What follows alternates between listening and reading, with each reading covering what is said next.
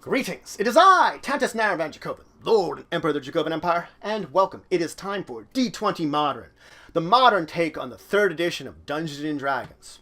Well, when we last left off, we've been talking about NPCs you're encountering. Today I'm going to talk about contacts, and then I'm going to move into the modern world. We're going to start talking about putting your games in a modern world, because guess what?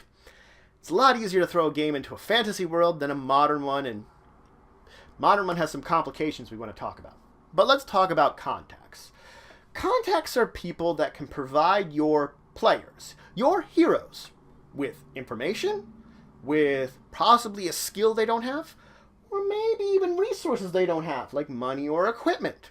The fact is, though, a contact is much different than an ally. They're probably unwilling to a great degree to get themselves involved and get into danger than an ally would. It'll take a lot more convincing to make a contact risk their neck for the heroes. They're not going to want to do that. They have a much weaker connection to your heroes. So the fact is, it can very easily happen that the heroes are going to need to rely on one of these contacts to get what they need, and contact's not going to help them out. It's really going to be up to the GM to determine how much this contact can help aid your players, your heroes, when they're going to draw the line on it.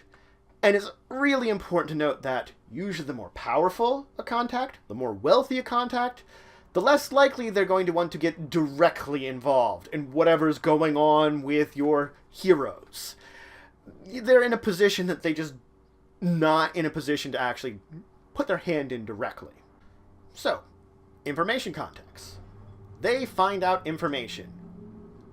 Things that your players, your heroes, don't know about. They find it out for them. This is a great way that you can speak directly to your players. Through an information contact, if there's some kind of information that you need to grant them, you can use one of these to basically tell them that information. Or should the adventure look like it's stalling out for some kind of reason, an information contact can basically provide that little hint that the players need to take that next step and get away from this kind of stalling action. Examples of types of information contacts are, of course, in the book. Now, a skill or ability contact, a skilled contact basically, is someone that has a skill or ability your players do not have. They're going to have the ones have to call on this person in order to get their help out with whatever situation it is, and it should be quite situational. Most of the times, your players should have the abilities they need, but if something comes up that they need this person, they should be open. And you shouldn't really plan for this type of contact. You should have this contact as an option, and if your players look and say like, oh, we think we need this, they should be able to call on. Again, examples are in the book. Resource. This is a person, a resource contact, that can provide you characters with money, equipment, or possibly people to work with. These are probably going to be subordinates of whatever contact this is that can assist your players. Regardless, this person is going to want you to basically treat whatever they're giving you with respect. If you mishandle whatever kind of gear, whatever kind of money, whatever kind of people that this contact gives you, they're going to be displeased. They might be less willing next time to grant you any of this stuff. You're basically going to want to show them that what they are granting you is helping you out in a way that makes it worthwhile for them to have helped you out. Again, examples are provided in the book. Let's talk about the modern world. Because the fact is, there is a large number of factors, well, there are a number of factors that we have to go over that are different than any kind of fantasy game. Fantasy games, you know, they have their own challenges, but they're usually a little more open-ended because they're a lot more fanciful time period we're not in. Modern world adds in problems that these worlds don't have. First off, in a civilized world, guess what?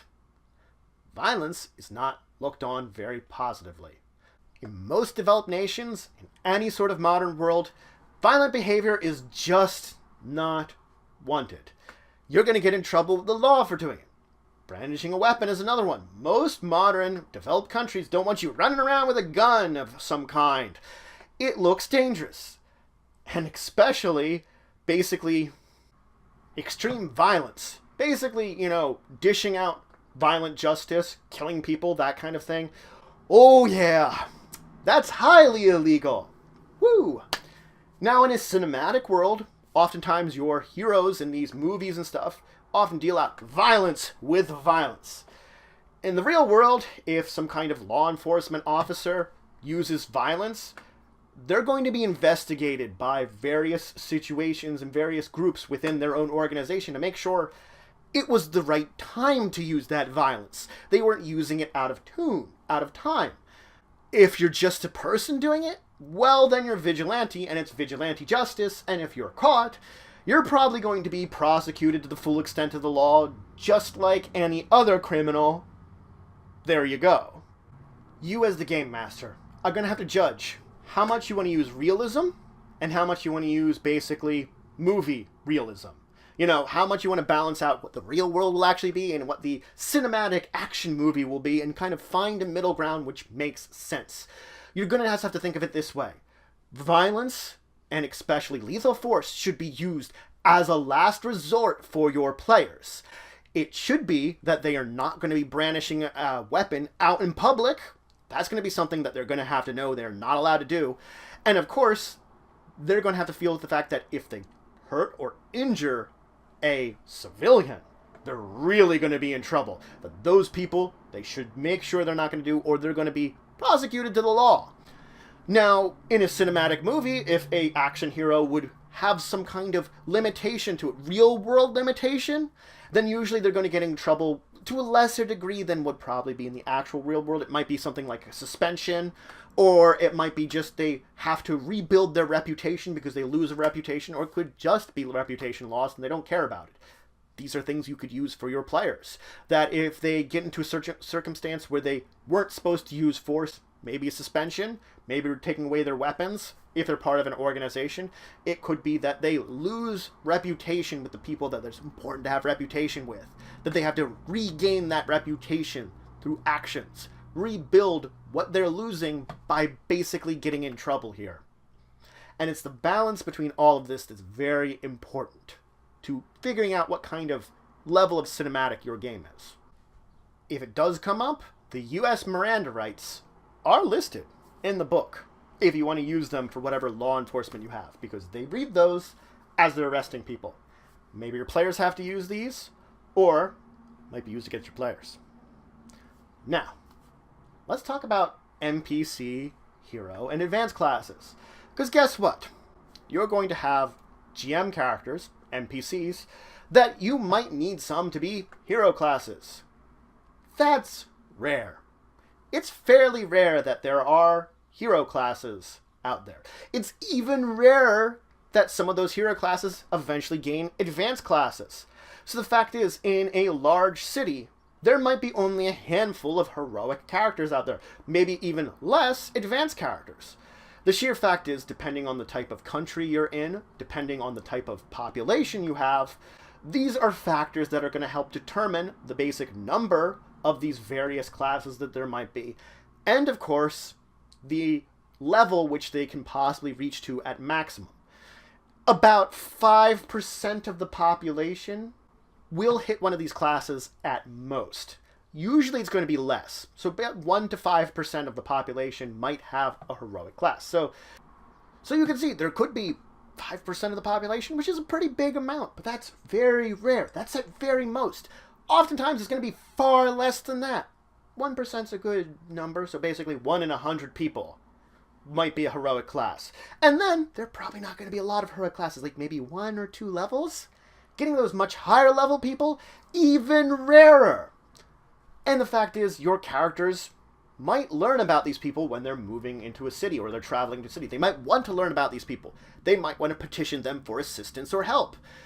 Of course, when you're doing this, you're going to have to use the situation, the area you're in, and your hero's own reputations to see if they might help out in whatever situation's going on. This is a way that they can call on people of higher level possibly to assist them, But again, if they have a lower reputation, if they're just nobodies, probably not. If they're closer in levels, yeah, you might be able to get them in help. But that's it for today. I first finished up talking about the GM characters with contacts. Contacts, people that can get you information, possibly help you out with a skill or an ability, or even give you some resources. But they're probably not going to put their necks on the line for you. Maybe, but probably not.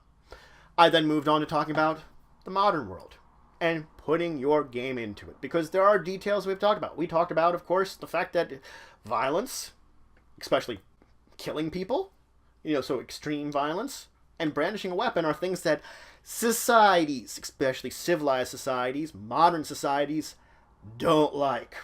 And balancing out how much your players can get away with and how much they can't get away with is an important factor in your modern world. Basically how movie it is, how realistic it is. I then, of course, talked about other heroic characters, other advanced classes that might be out there in the world with your heroes. Talked a little bit about that and how you're going to determine how many there might be. And then it's up to your heroes if they actually want to deal with these people or not. Entirely up to them. In the next episode, I'm going to talk about the environments of a modern world and the resources of a modern world as we continue to discuss this concept of the modern world that your players are going to be put into. Vastly different than a fantasy world, and in a way harder to run. Really, it's just you have to keep in mind about these extra details that don't exist in a fantasy world. But if you have any questions, comments, anything you would say, anything you think I left out, please leave in the comments below. Please like, share, and subscribe. It's your support for the channel, the empire, the work I do. If you want to show some extra support, you can always check out my Patreon, link description below. There's some great rewards there. It helps to grow and improve the channel. But regardless, until the next time, I bid you farewell.